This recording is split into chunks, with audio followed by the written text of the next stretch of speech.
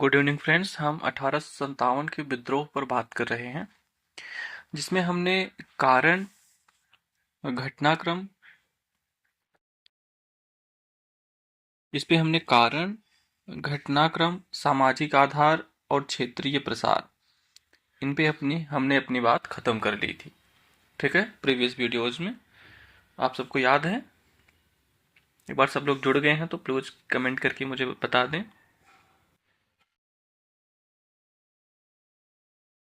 अब हम इसकी असफलता के कारणों पे चर्चा करेंगे इस वीडियो में। ठीक है, असफलता के कारण। अगर आप चैनल पे नए हैं तो प्लीज़ चैनल को सब्सक्राइब करें और अपने दोस्तों के साथ शेयर करें। वीडियो पसंद आए तो लाइक करें। हम असफलता के कारण पर चर्चा अपनी करेंगे आज की। ऐसे समझ लीजिए आप कि 1 से 1.5 वर्षों में अंग्रेजों ने विद्रोह के सभी प्रमुख केंद्रों पे 6 महीने में वैसे नियंत्रण स्थापित कर लिया था, लेकिन जो छिटपुट विद्रोह हो रहे थे उन पे भी अंग्रेजों ने 1 से 1.5 वर्षों में उन पे भी कंट्रोल कर लिया था। 58 के एंड तक आते आते गर्मियों तक ही काफी कुछ कंट्रोल हो गया था उनका। तो बड़े लेवल पे विरोध के बावजूद क्या कारण था कि हम अंग्रेजों को निकाल नहीं पाए। ठीक है, तो कारणों की बात हम यहाँ करेंगे, है ना। ऑब्वियस है कि जो असफल होता है कि उसकी कुछ सीमाएं हैं, जो सफल होता है उसकी कुछ ताकत है ना। लिखें, आप इसमें कुछ पॉइंट्स लिख लें। विद्रोह की असफलता का एक प्रमुख कारण था भारतीय समाज के प्रभावी वर्गों के द्वारा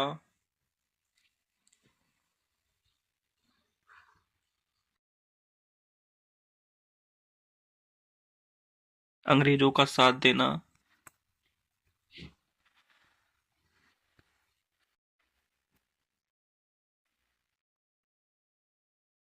जैसे अधिकांशतः शासक, जमींदार इत्यादि।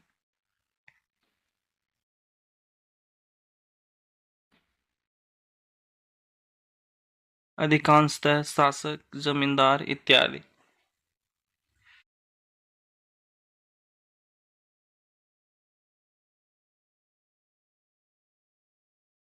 ठीक है, मतलब जो उसमें वायसराय केनिंग था उसने कहा था कि शासक नहीं होते तो ये तूफान हमें बहा ले जाता। शासकों को उसने तरंग रोधक कहा था।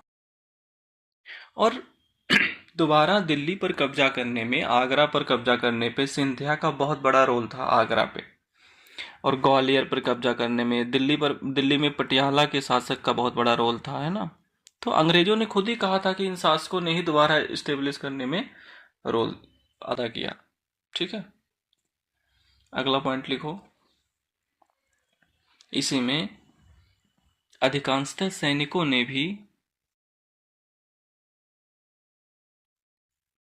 सैनिकों ने भी अंग्रेजों का साथ दिया। और जो सैनिक विद्रोह में शामिल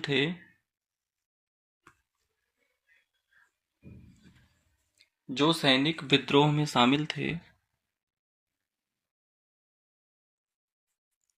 उनमें संगठनात्मक क्षमता की कमी थी।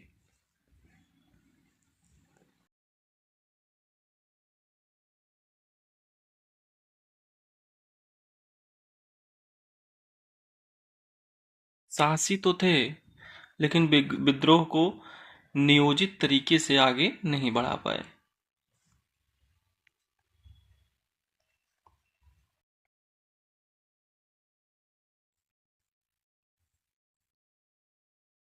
साहसी तो थे, लेकिन विद्रोह को नियोजित तरीके से आगे नहीं बढ़ा पाए।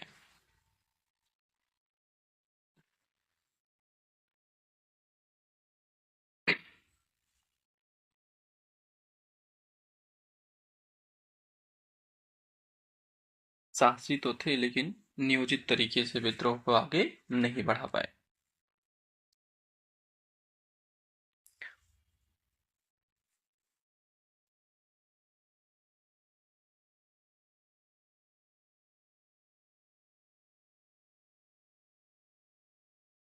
ठीक है, इस सैनिकों में क्या होता है कि उनको ट्रेनिंग दी जाती है आदेश मानने की, ऑर्गेनाइज करने की नहीं।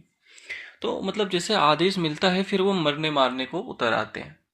तो इनको प्रशिक्षण नहीं था इस तरह का कि कोई वैसा अधिकारी तो थे ही नहीं भारत के लोग बड़े ओहदे पर।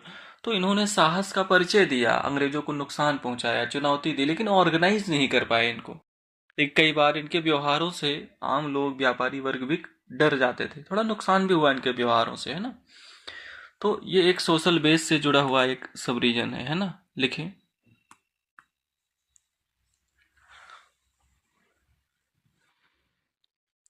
विद्रोह का प्रसार भी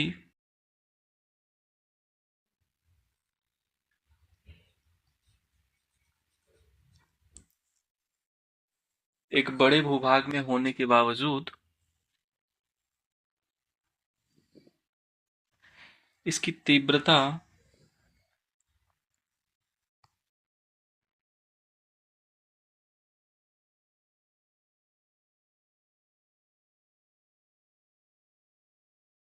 उत्तर भारत के कुछ क्षेत्रों तक थी।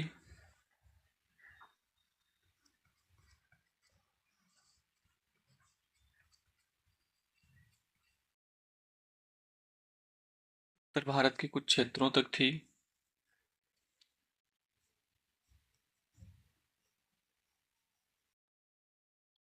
थी। अगला पॉइंट लिखें। विद्रोह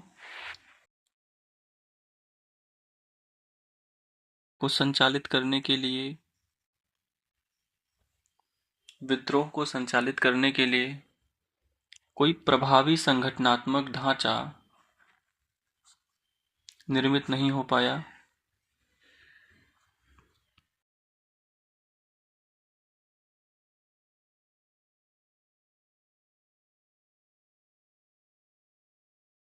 नहीं हो पाया। इसे नीतियों के निर्माण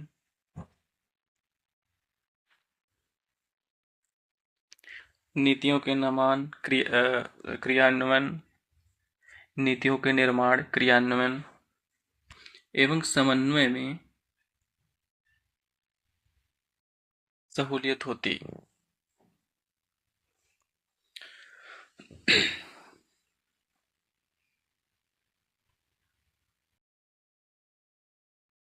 सहूलियत होती।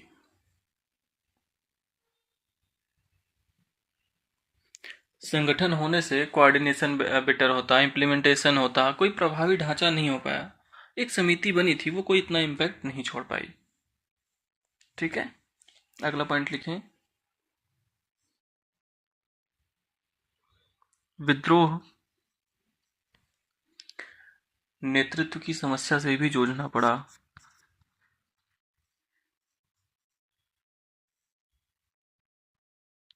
बहादुर शाह जफर नेता अवश्य थे।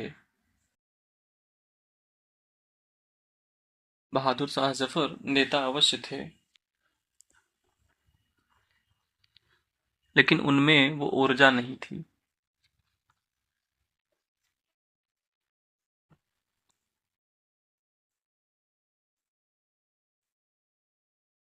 उनमें वो ऊर्जा नहीं थी।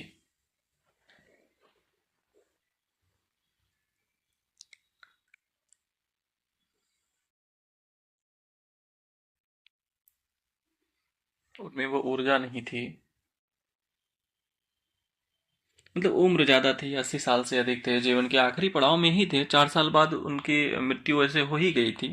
जब उनकी मुकदमा चला था तो अंग्रेजों ने पूछा था कि तुम्हें जो मैं पेंशन दे ही रहा था, तुम कैसे शामिल हो गए विद्रोह में।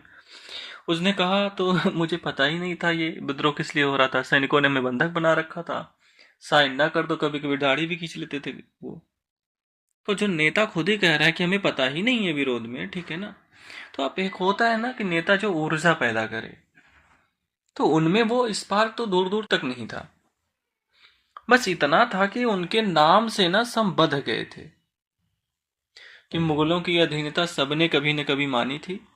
तो भारतीय राज्यों में मुगल ही ऐसे थे जो सबको बांधने वाली कड़ी हो सकते थे राजनीतिक तौर पे। कोई नया भी पहल हो सकता था, ऐसी बात नहीं है, देखिए भाई, अंग्रेजों ने समझाना भी शुरू कर दिया था बहुत सारे सैनिकों को, बहुत सारे राजाओं को। मान लो एक बार मराठे फिर मौजूद हो गए तो तुम्हारा क्या होगा? मराठों ने तुम्हारा क्या हश्र कर रखा था हमारे आने के पहले। तो वो यादें भी ताजा थी लोगों के मन में, शासकों के मन में। अंग्रेज चालाक भी बहुत थे भाई, उन्होंने याद दिलाना शुरू कर दिया कि देखो मराठों ने तुम्हें कैसे परेशान किया था।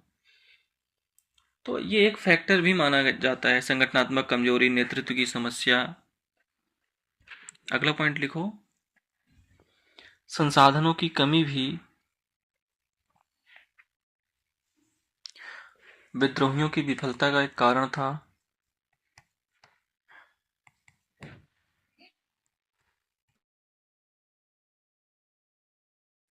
क्योंकि सरकार के पास न केवल बेहतर शस्त्र थे, क्योंकि सरकार के पास न केवल बेहतर शस्त्र थे बल्कि उत्तर भारत में टेलीग्राम जैसे संचार के साधन भी।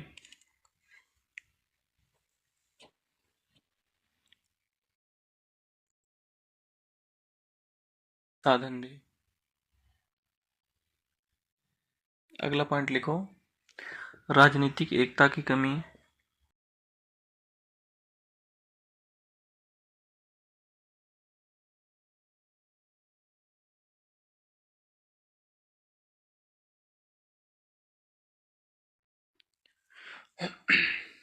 जैसे कारकों ने भी अंग्रेजों की सफलता में योगदान दिया ना। ये जो लड़ाई हो रही थी ना, तो ये दो असमान में थी। एक तरफ अंग्रेजों के पास अनुशासित सेना, आधुनिक हथियार, प्रशिक्षित सैनिक, है ना। और एक तरफ इधर देखोगे आप कि मतलब गुस्सा बहुत ज्यादा था लोगों में, भावनात्मक रूप से वो बहुत ज्यादा वो थे। एक और रीजन माना जाता है कि शायद ये थोड़ा और लंबा चलता यदि कोई प्रगतिशील कार्यक्रम इसमें होता। इसमें बहुत सारे विरोधाभासी वर्ग जुड़े हुए थे, जमींदार भी हैं, किसान भी हैं। ठीक है। तो ऐसे विरोधाभासी वर्गों के साथ लंबे समय तक चलना इतना आसान काम नहीं माना गया है ना। तो दो असमान उसमें लड़ाई थी। एक तरफ दुनिया की सबसे शक्तिशाली साम्राज्यवादी सरकार, जिसके पास योग्य नेतृत्व है, प्रशिक्षित सेना है, हथियारों से लैस है, संचार से लैस है। दूसरी तरफ भी समर्पित लोग तो हैं, तभी तो विद्रोह इतना लंबा खिंचा, तभी तो अंग्रेजों ने इसे तूफान का नाम दिया। बट कहीं ना कहीं संसाधनों की कमी, कुशल नेतृत्व का अभाव, संगठनात्मक ढांचे की कमी, राजनीतिक एकता की कमी, ये सब जो है। तो 57 का विद्रोह क्यों सफल नहीं हो पाया, उसमें आप कारणों को ले सकते हैं। इन सब मेंस में मैं जितनी बातें आपको बताता हूं पॉइंट्स के तौर पे,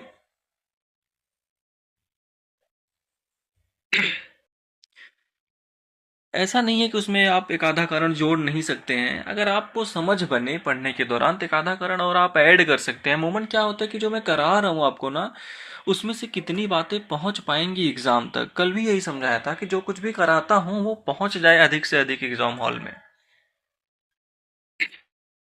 तो असफलता के कारण पे भी आपसे बात हो गई क्षेत्रीय प्रसार के साथ साथ। पिछले वीडियोस में हमने उन सारी घटनाओं के बारे में पढ़ लिया था। अब हम लोग क्या करते हैं, कुछ प्रश्नों को थोड़ा और ले लेते हैं, एक दो प्रश्न को इसमें बात कर लेते हैं तो थोड़ा ठीक रहेगा, है ना। एक क्वेश्चंस लिखो आप।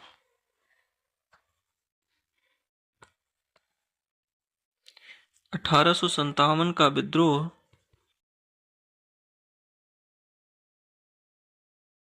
सैनिक विद्रोह था।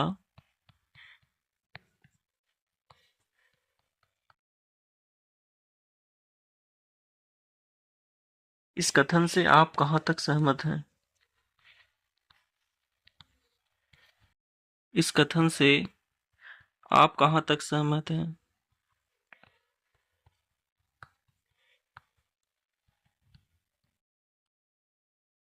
ठीक है। ये एक डिबेट भी है। हमें जीएस में क्या करना होता है, जैसे मान लो आप ऑप्शनल के स्टूडेंट हैं, कभी शुरुआत आप ऐसे कर सकते थे कि साम्राज्यवादी विद्वानों ने, ब्रिटिश अधिकारियों ने इस तथ्य पे बहुत ज्यादा बल दिया है कि यह सैनिक विद्रोह था। ठीक है, क्योंकि वो आम लोगों के विद्रोह को स्वीकार करना ही नहीं चाहते थे, है ना, लेखन के स्तर पर। ज्यादातर साम्राज्यवादी विद्वान। बट जीएस में इससे फर्क नहीं पड़ता हमें। जीएस में सिंपली हमें क्या कहना होता है कि ये सैनिक विद्रोह कैसे सैनिक विद्रोह था, कैसे साबित करें कि ये सैनिक विद्रोह था।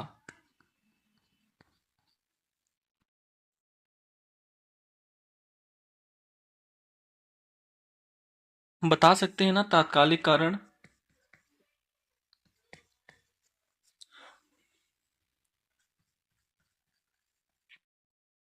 और बता सकते हैं सैनिकों में संतोष।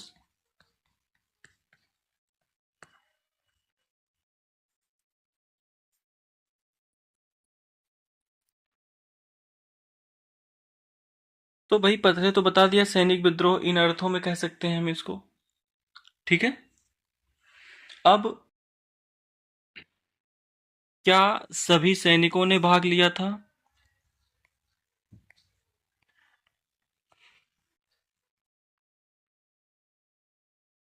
आंसर है आपके पास ना?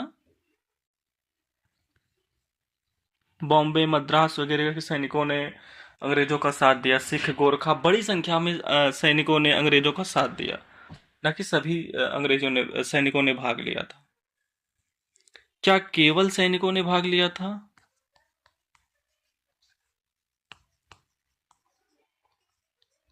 आपके पास दूसरे आंसर भी मिल जाएंगे आपको। 57 का विद्रोह सैनिक विद्रोह था। आप इस कथन से कहां तक सहमत हैं? हमने इसको बताया कि सैनिकों में असंतोष के क्या रीजन हैं। फिर हमने बताया कि केवल सभी सैनिकों ने भाग नहीं लिया था, तो केवल सैनिक विद्रोह तो नहीं कह सकते ना इसको हम। और केवल सैनिकों ने ही भाग लिया था, ऐसा भी नहीं था। तो क्या है ये? नागरिक विद्रोह है, जिसमें सैनिकों की महत्वपूर्ण भूमिका थी। निश्चित तौर पे विद्रोह में सैनिकों की महत्वपूर्ण भूमिका थी। समझ पा रहे हैं आप क्वेश्चंस को? ऐसे क्वेश्चंस भी पूछे जा सकते हैं एग्जाम में। थोड़ा बहुत जो सोशल बेस मैंने आपको बताया, थोड़ा आइडिया दिया, ये उस पे बेसिस है। उसके आधार पर हम इसको प्लान करते हैं। ठीक है, कैसे हमें आंसर को हैंडल करना है। ठीक है। अब थोड़ा आगे बढ़ते हैं हम लोग। अब बात करते हैं इसके परिणाम की। ठीक है।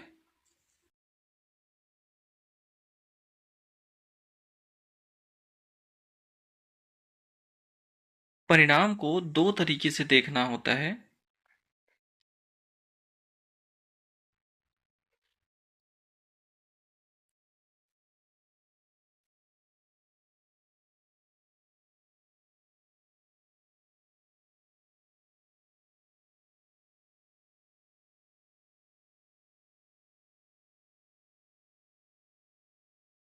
बात करेंगे इसके परिणाम की।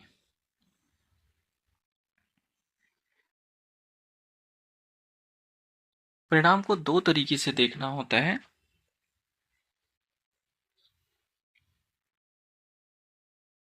पहला,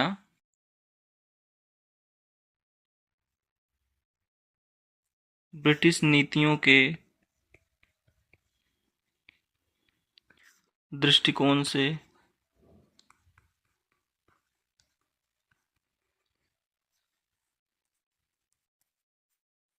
पहला ब्रिटिश नीतियों के दृष्टिकोण से, ब्रिटिश नीतियों के दृष्टिकोण से।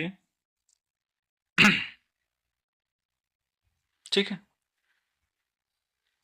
57 के रिवोल्ट के बाद अंग्रेजों की नीतियों में क्या क्या बदलाव आया, जैसे सैनिकों के संदर्भ में,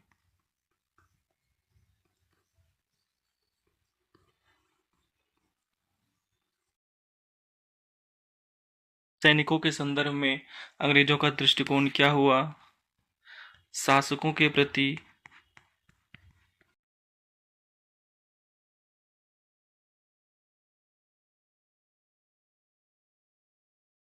जमींदारों के प्रति,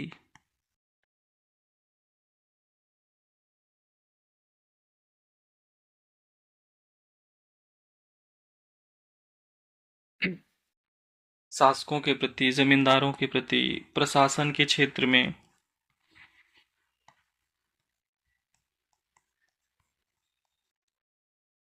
ये सब एक तरीके से हम राजनीतिक अर्थों की बात कर रहे हैं। 57 के रिवोल्ट के बाद अंग्रेजों के दृष्टिकोण से हमें क्या, उनकी नीतियों में हमें क्या दिखाई पड़ता है, इन सब संदर्भों में बात करते हैं।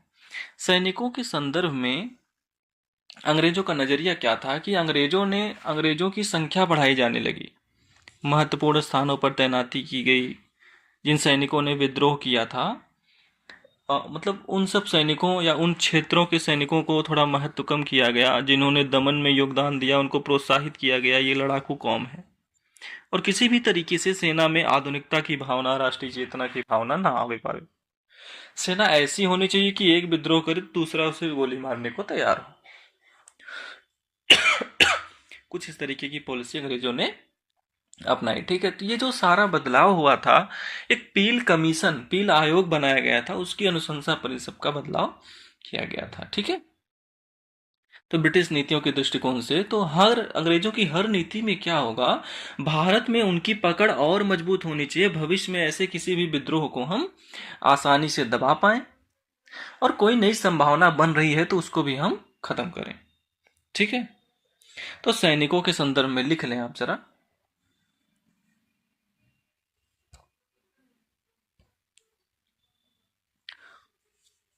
संतावन के विद्रोह के पश्चात सरकार की सैनिक नीति ने कई महत्वपूर्ण परिवर्तन दिखाई पड़ते हैं। सरकार की सैनिक नीति में कई महत्वपूर्ण परिवर्तन दिखाई पड़ते हैं। जैसे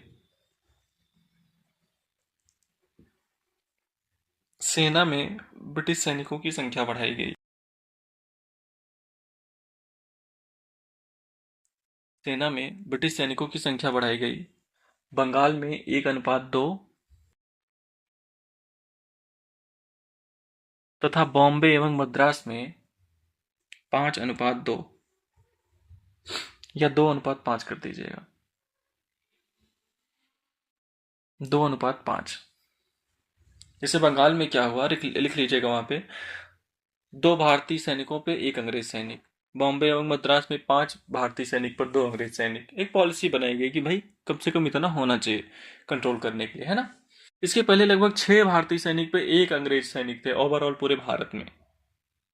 तो अंग्रेजों ने अपना प्रेजेंस और बढ़ाया। सैनिकों की संख्या बढ़ाने का मतलब था कि और भारत पे मजबूती से शासन करने की बात। सेना में ही अगला पॉइंट लिखे, नेक्स्ट पॉइंट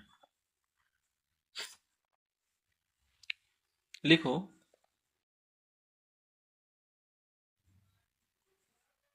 महत्वपूर्ण स्थानों जैसे सुरक्षा के दृष्टिकोण से एवं शस्त्रागार इत्यादि पर ब्रिटिश सैनिकों को तैनात किया गया।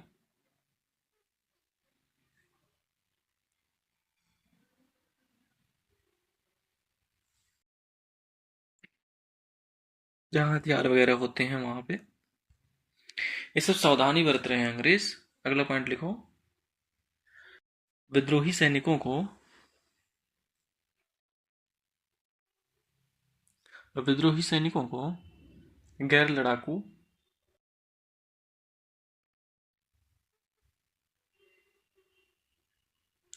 सैनिकों को गैर लड़ाकू तथा सिख एवं गैर गोरखा सैनिकों को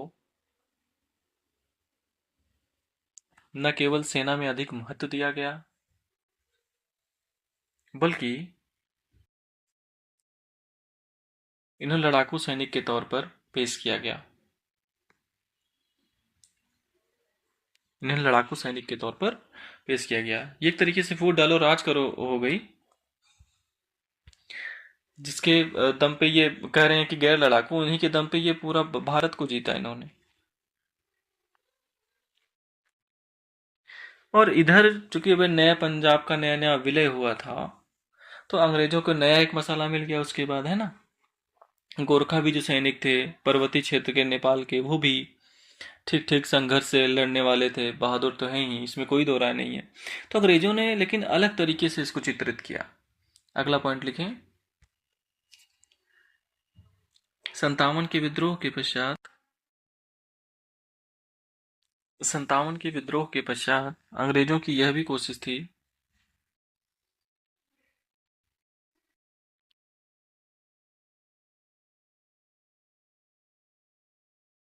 अंग्रेजों की यह भी कोशिश थी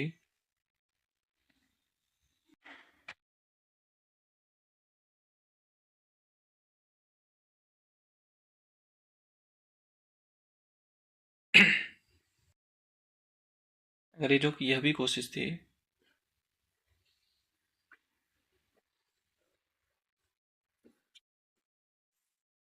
कि सेना में किसी भी स्थिति में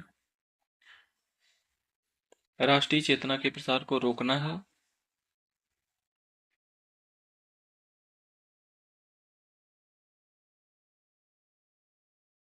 और सेना इस प्रकार की होनी चाहिए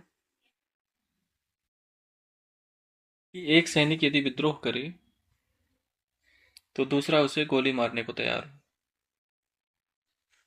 यदि विद्रोह करे तो दूसरा उसे गोली मारने को तैयार हो। ठीक है। तो सैनिकों के संदर्भ में अंग्रेजों का दृष्टिकोण क्या था? ऑलराइट। इसमें क्या पॉइंट दिखता है कि हर तरह से भविष्य में किसी सैनिक विद्रोह को हो तो उसे दबाना है और इसके बाद न के बराबर ही सैनिक विद्रोह भी होंगे। अंग्रेजों की ये पॉलिसी तो कारगर थी, बट सेना में राष्ट्रीय चेतना तो उभर करके आएगा ही। ठीक है। एक क्वेश्चन आया है राजन का कि राष्ट्रीय चेतना का और राजनीतिक एकता में अभी क्या। राजन, अभी क्लास हमारी अभी पूरी कंप्लीट नहीं हुई है। राष्ट्रीय चेतना ना मैं कल उठाऊंगा आपको, क्योंकि इसमें थोड़ा टाइम लगेगा, 15-20 मिनट, है ना। राजनीतिक एकता यानी जो राज्य थे उनमें एकता नहीं है, बस ये समझ लीजिएगा। राष्ट्रीय चेतना का संबंध भावनात्मक एकता से है। कल राष्ट्र, राष्ट्रीय चेतना, इन सब पे हम बहुत तसल्ली से बात करेंगे। आर्थिक राष्ट्रवाद, सांस्कृतिक राष्ट्रवाद, बहुत सारी बातें मुझे बतानी है इसमें। ठीक है। तो और एक जो अजय ने भी सवाल पूछा था कि वो भी कल ले लेंगे, काल्पनिक सवाल है। जब जानकारी थोड़ी बढ़ जाती है ना, तब आप काल्पनिक सवालों को बेटर हैंडल करोगे आप, है ना। तो सैनिकों के संदर्भ में हो गया आपका। अब शासकों के प्रति अंग्रेजों की क्या नीति थी? आपको याद है कि 1858 में महारानी की घोषणा, साम्राज्य विस्तार नहीं करेंगे, शासकों को गोद लेने का अधिकार होगा। जमींदारों के प्रति नीति क्या होगी कि मित्रवत संबंध बनाए रखना।